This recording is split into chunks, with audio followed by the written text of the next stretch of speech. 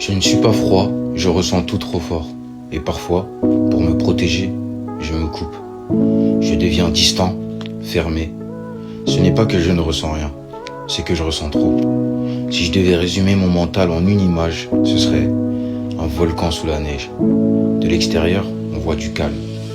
En dessous, il y a un feu qui peut tout créer ou tout détruire.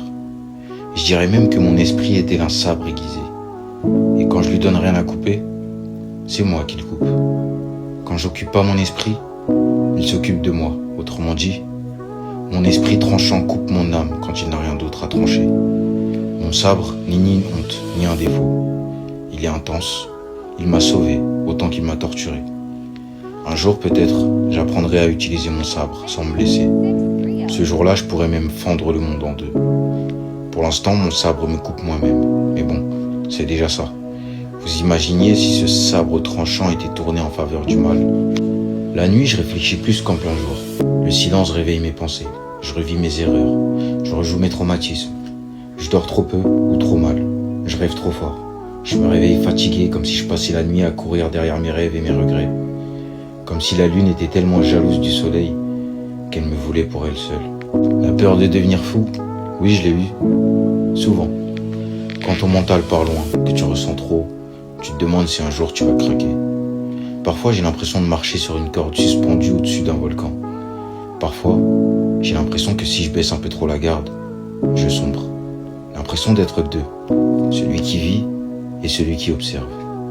Parfois, j'ai peur de sombrer dans la folie. Peut-être que je suis vraiment fou, mais bon. Est-ce vraiment un drame d'être fou dans un monde malade? Ou alors est-ce une forme de lucidité? Mais être trop lucide ne rend pas heureux, au contraire. Bien heureux sont les inconscients. Il m'arrive d'avoir des crises d'angoisse, des vraies. Celles qui te prennent par surprise, qui te coupent le souffle, qui t'enferment dans ton propre corps. Le cœur qui frappe fort, la respiration qui saccade, la tête qui tourne, les mains qui tremblent.